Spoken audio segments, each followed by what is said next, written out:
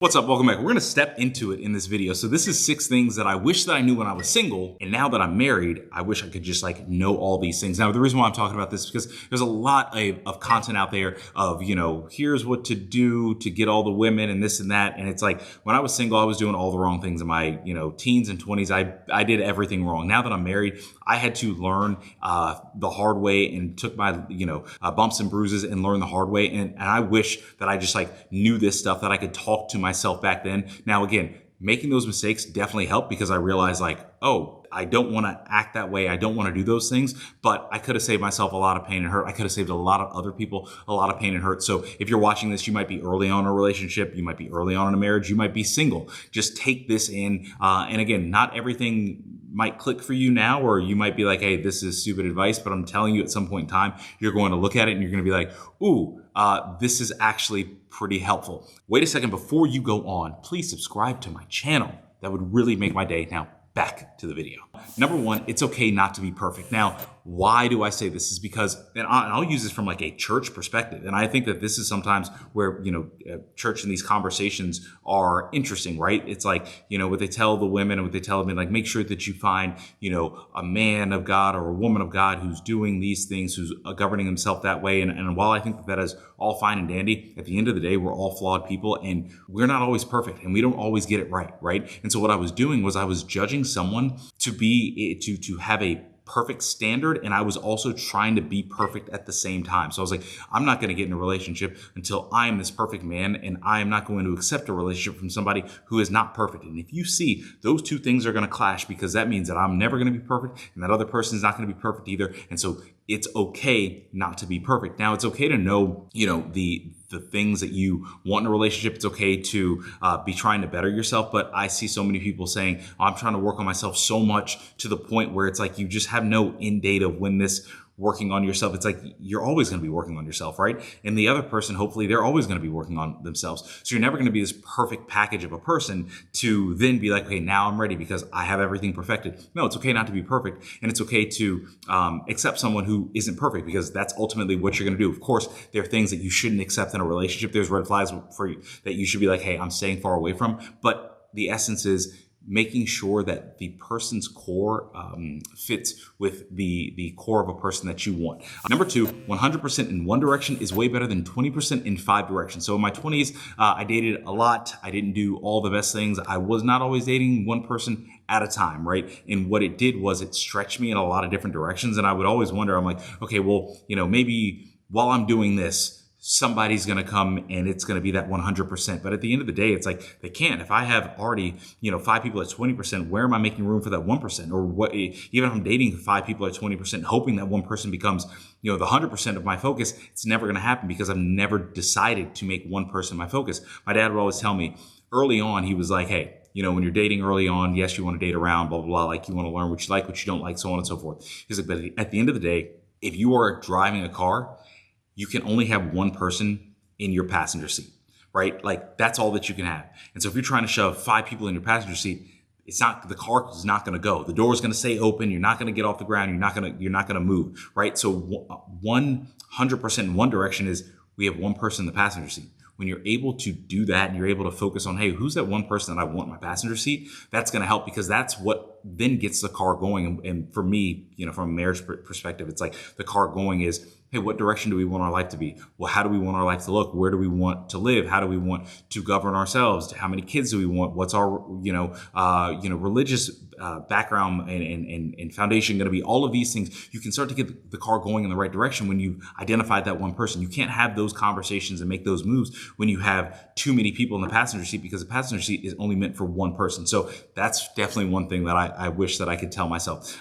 Number 3, if habits aren't fixed, they will come back to haunt you and hurt you. Now, because I would date around so much and everything, when I got in my relationship with Carly early on, I realized I was like, oh, why do I feel kind of bored? And I was quote unquote bored because for 2 reasons. One, she's just a mellow person that actually handles disagreements like an adult. And I was used to handling things with toxicity and arguments and all of this stuff. And then two, I was just used to dating around so much that I was used to the chaos of a bunch of women texting me texting a bunch of women, DMs, and so on and so forth, where my focus on one person, I was like, oh, this is interesting. And for a little bit, I felt like I resented her because I was like, this is supposed to be so exciting with this chaos that's over there. And over time, I realized that, hey, these are my bad habits and these are coming to haunt me because I'm looking at a person who is doing so right by me, who loves me so much. And I'm like putting this life that I really deep down don't want to live on her as if she should be providing me that chaos, which isn't what you want to do, right? So if your habits aren't checked, they'll come up to haunt you. Same thing when it comes to, watching certain, material and content online and stuff like that. It's like, yeah, if you make a habit out of that, like at some point in time, you're going to be looking at your partner being like, hey, why isn't the intimacy there? And you're looking at them like they're the problem, but you might be the problem, right? Because you're so used and your brain is so wrapped up in this other stuff that you can't even look at the fullness of one woman and everything. So that's a whole different conversation. But if habits aren't fixed, they will come back to haunt you, hurt you, and potentially hurt the other people, the other person who you're in a relationship with.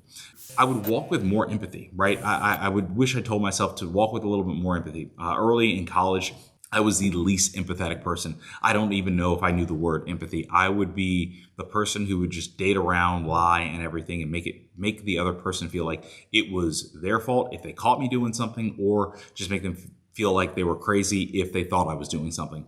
I had no empathy, and when people got hurt because of it, and women got hurt because of it, I just kind of sloughed it off, and I would just try to basically get out of trouble and move on to the next, right? And so walking with empathy, it more so means that not everybody's, like, scars take time to get healed. And so while you may be moving and grooving and things might be, you might feel cool and everything, some people are dealing with the actions that you're doing that aren't the best, right? And so for me, I was like, I didn't realize, and it took me some time to realize, I'm like, there could be people that are still dealing with actions that I had done, said, or taken that weren't the best, right? And so those are areas where it's like, if I sit back and reflect on it, I'm like, man, I still didn't do right by, those people. And it's like, that still kind of haunts me. So those are things that you want to make sure that you're doing. Do right by people, because you don't want to, once that empathy kind of clicks in. And for men, I think it's a little bit different. I don't think like at 18 you're the most empathetic person. I don't think at 25 you might not be the most empathetic person. It hits at different time. But when it hits, that hits, because for me it came back like a wave of guilt, a wave of emotion. I was like, I did wrong by so many people. I was not the person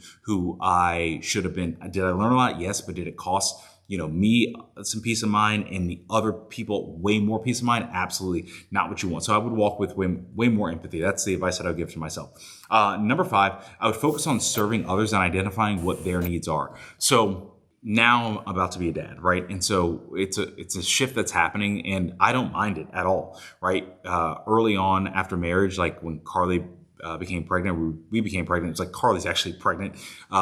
Everybody texting me was asking how Carly is, right? When we have the baby, they're going to be checking in on the baby. And so if I focus on being more of a servant of other people, then when moments like these happen, when I'm now going to be a dad, I'm going to be the servant of my household, making sure I am last, everybody else eats first, and I'm going first into, leading from the front, right? Then these transitions are a little bit easier, being like, hey, like my needs, my things are a whole lot less important on the totem pole than everybody else. So if you can already figure out ways that you can help serve other people, put their needs before yourself, then when you're transitioning into being married, having a kid, being a dad, those things become a little bit easier because you're already in this whole kind of, hey, I'm a servant of my own house. So if I'm not really paid attention to, that's all good, because I'm here to make sure that everybody else's life is easier. So focusing on serving others, that's definitely what I would tell myself. Number 6, I would just tell the truth. I would be blatant in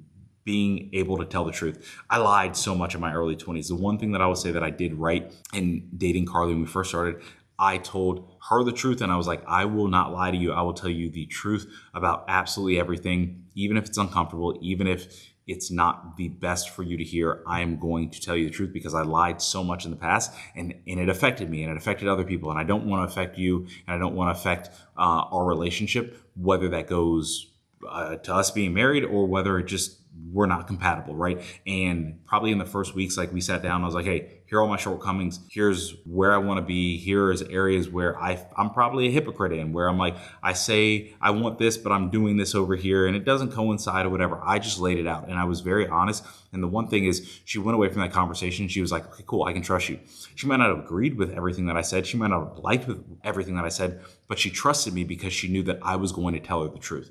If you tell other people the truth, if you tell people the truth of where you stand about like, hey, what this relationship really is and, you know, what you actually want, instead of just kind of hiding behind, hey, I'm just doing this to either please a person, appease a person, or doing this to just get some vain pleasure from me, it's going to help because one, you're going to weed out areas in people that you don't want to be with. You're going to weed out the parts of you that you don't like, because when you're telling the truth about something and you're open and honest about it, you're being open and honest about some stuff that you might not even like in yourself. And so when that comes to light, you're like, ooh, I don't like that. I have to figure out a way to change that, right? So I would definitely tell myself to tell the truth more often.